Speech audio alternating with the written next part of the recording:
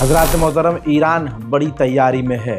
ये ख़बर बहुत इम्पोर्टेंट है और ईरान की तरफ से अक्सर ऐसी बातें आती हैं कि लगता है कि ईरान कुछ करने वाला है, लेकिन बाद में वो बात पलट जाती है। लेकिन इस बार जिसके ज़रिए ये बात आई है उसकी बात कभी पलटती नहीं है। ईरान के supreme leader Ayatollah Sayyid Ali Khamenei के स्पोक पर्सन और एडवाइज़र ने ऐलान किया है, मीडिया को बताया है कि इज़राइल को जवाब देने की तैयारी ईरान कर रहा है। एक तरह से इज़राइल को खुली धमकी दी है कि ईरान इज़राइल पर हमला करने की तैयारी कर रहा है। ये बात यहीं शांत हो जाती और ये शायद ब्रेकिंग न्यूज़ में मैं आपको ना बताता और इस रिपोर्ट की ये पहली खबर नहीं होती, लेकिन अगली रिपोर्ट की वजह से ये पहली खबर है। ईरान के अंदर बॉर्डर के इलाकों से लेकर ईरान के बड़े सेंसिटिव इलाकों के अंदर ईरान ने मिसाइलों की मूवमेंट की है, मिसाइलों को तैनात किया है। मिसाइल इधर से उधर मूव हुई है। सैटेलाइट इमेज से खुलासा हुआ है, जिसके बाद अमेरिका और इजराइल के कान खड़े हो गए हैं। वहीं इजराइल के ऑफिशियल्स ने ये कंफर्म किया है कि जो इजराइल के पत्रकार हैं, जो इजराइल में रह रहे हैं, इजराइल के जो मिनिस्टर्स हैं जो इजराइल में रह रहे हैं, उनको फेक इन्विटेशन ईरान भेज रहा है, जिसके अंदर इनविटेशन में किसी प्रोग्राम का जिक्र होता है और उनको इनवाइट किया जाता है अमेरिका।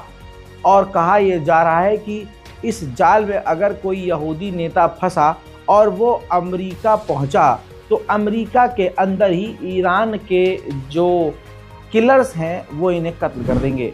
वहीं आपको बता दूं कि ईरान को पहला बैच रशिया ने सुखोई Su-35 जेट सौंप दिए हैं। इस पहले बैच के अंदर कई फाइटर जेट Su-35 शामिल हैं। ईरान की एयरफोर्स बड़ी खामोशी से ताकतवर हो चुकी है। ईरान ने इजराइल पर हमले को शायद इसीलिए टाला था कि वो बूस्ट हो सके और शायद इसीलिए उसको इंतज़ार था कि थोड़ा गैप लेकर हम रशिया से अपने फाइटर जेट ले लें। अब इसके बाद ईरान एक्शन में नज़र आया है। तस्वीर देखिए, ईरान की नेवी खतरनाक युद्धपोत के साथ समुद्र में गोते लगाते हुए नजर आ रही है और ये ईरान ने अपने वॉरशिप को अपग्रेड किया है। क्रूज मिसाइल और बैलिस्टिक मिसाइल इस युद्धपोत के अंदर, ईरानी युद्धपोत के अंदर तैनात है और जो समुद्र से बातें कर रही है, कभी पानी के ऊपर दौड़ती हुई, कभी नीचे कभी ऊपर दंदनाती हुए फुटेज बता रही है कि ईरान की तैयारी बड़ी है। ईरान भारी मात्रा में चीन को तेल बेचता है। ईरान ने चाइना को जो तेल जिस रेट में वो दे रहा था उस रेट से बढ़ा दिए हैं, यानी अब महंगा कर दिया है ईरान ने तेल। साउथर्न ईरान के अंदर ईरान ने लगभग 76 आतंकवादियों को या तो मार दिया है या उनमें से कईयों को गिरफ्तार कर लिया है, ऐसा ईरान ने आधिकारिक तौर पर कहा है। मेरे दोस्तों, इजराइल का अंत ऐसा लग रहा है बेहद करीब है। मेरे दोस्तों, आज मेरी आवाज़ लाउड नहीं है तो इसका मतलब ये नहीं कि खबर बड़ी नहीं है। हालात जो हैं मेरे ठीक नहीं हैं, तबीयत भाई ख़राब है। बताना चाहूँगा कि नहीं, ऐसा कुछ नहीं है, मौसम बदल रहा है। आप भी खांसी, नज़ला, ज़ुकाम, सरदर्द से होंगे दो चार, दुआ कीजिएगा। बताना चाहूँगा कि ईरानी हैकरों ने मोसाद के 35,000 एजेंट और जो मोसाद के लिए काम करने वाले 35,000 लोग हैं उनकी जानकारियां हासिल कर ली हैं, लीक कर दी गई हैं। अब मोसाद ही खतरे में पड़ गया है। ईरान पर यूरोप के देशों ने और IAEA ने मिलकर ज़बरदस्ती पाबंदी लगाई, जिसके बाद ईरान भड़का हुआ है। अब ईरान के पार्लियामेंट स्पीकर ने खुद कंफर्म किया है कि हमने एडवांस टेक्निक का इस्तेमाल करके कुछ नए तरह के हार्डवेयर लगाकर यूरेनियम को बढ़ाना शुरू कर दिया है, यानी जिस लिक्विड से, जिस चीज़ से परमाणु बनता है उस चीज़ को तेज़ी से बढ़ाना और शुरू कर दिया है। बात लेकिन अगर परमाणु की हो रही हो तो बता दूं कि ईरान बहुत चालाकी से चल रहा है। अब ईरान 29 तारीख को 3 यूरोप के बड़े देशों से, फ्रांस, बर्तानिया और जर्मनी से परमाणु के मुद्दे पर मीटिंग करने वाला है। वहीं सऊदी अरब में वर्ल्ड इन्वेस्टमेंट कॉन्फ्रेंस है, जिसके अंदर ईरान के इकोनॉमी और फाइनेंस मिनिस्टर दोनों ही अपनी डेलीगेशन के साथ सऊदी अरब पहुंचने वाले हैं। उधर हिजबुल्लाह के हमले में इजराइल के 2 सैनिक 12 घंटे में मारे गए और 10 बुरी तरह से घायल हुए। इसके अलावा लेबनान ने यानी हिजबुल्लाह ने इजराइल के ऊपर एक बार फिर से दर्जनों रॉकेट दागे हैं। कल देर रात को मैंने बताया था कि 200 रॉकेट इजराइल के ऊपर हिजबुल्लाह ने दागे, लेकिन उसके बाद कई और रॉकेट हिजबुल्लाह ने इजराइल के इलाकों में दागे हैं, जिसमें हमेशा की तरह आयरन डोम फेल हुआ और कई रॉकेट इजराइल के इलाकों में जाकर गिरे हैं।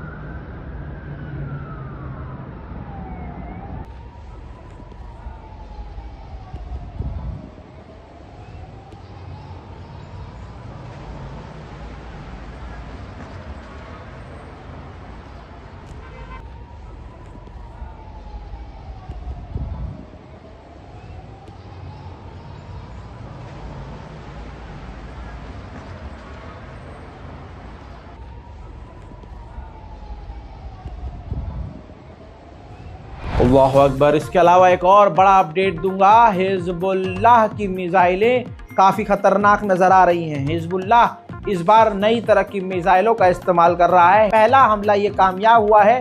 बताना चाहूँगा कि हिजबुल्लाह की एक मिसाइल दंदनाती हुई इजराइल के एक मिलिट्री बेस पर जाकर की गई है, जिससे इजराइल के मिलिट्री बेस को भारी नुकसान हुआ है।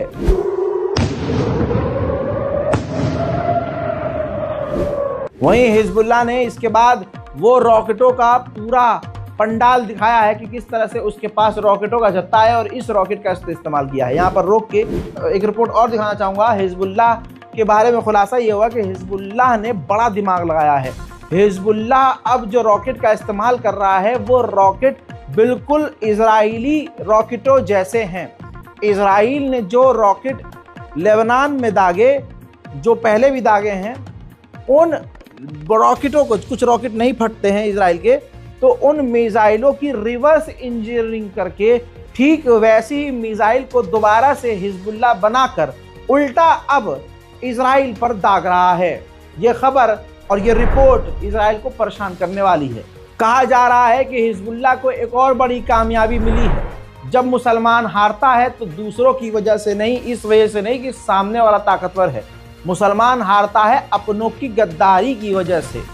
चाहे भारत में आप देख लीजिए, वो सारे एक हो गए और मुसलमान के खिलाफ 5 मुसलमान चुनाव लड़ने के लिए खड़े हो गए। वो सब धर्म के नाम पर एक हो गए और इम्तियाज जलील को हराने के लिए उनके विपक्ष में दर्जनों मुसलमान खड़े हो गए।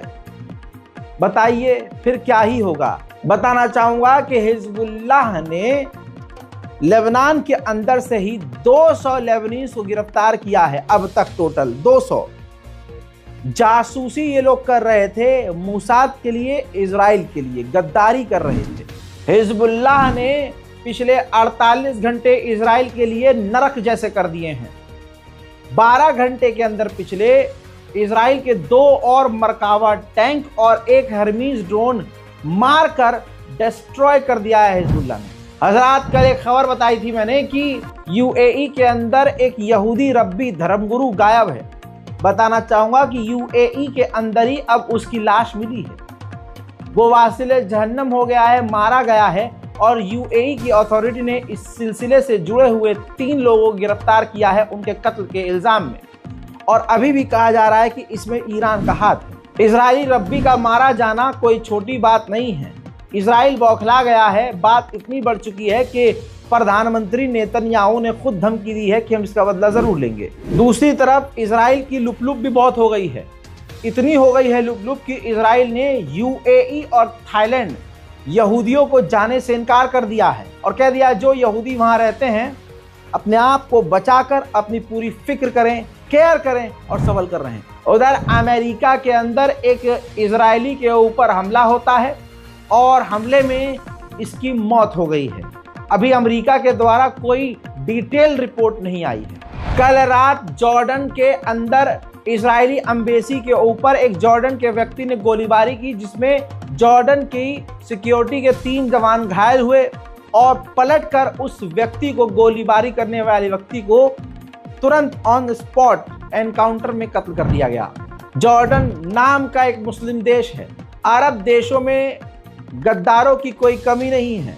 जॉर्डन के बॉर्डर के इलाके में जो फिलिस्तीनी एज ए रेफ्यूजी रहते हैं, जॉर्डन ने उनके घरों को तोड़ दिया है, इस बहाने को लगाकर कि हम सड़क चौड़ी कर रहे हैं, और फिलिस्तीनियों को वहां से निकालने की प्रक्रिया शुरू कर दी है। उधर इजरायली मीडिया का दावा यह है कि लेबनान से बहुत जल्द डील हो सकती है, और ऑब्वियसली हो सकती है क्योंकि हिजबुल्लाह ने इजराइल को नुकसान बहुत बड़े दे दिए हैं। हजरात मोहतरम, इस डिटेल रिपोर्ट में फिलहाल के लिए इतना ही। रिपोर्ट को शेयर कीजिए, दुआओं में याद रखिए। जय हिंद।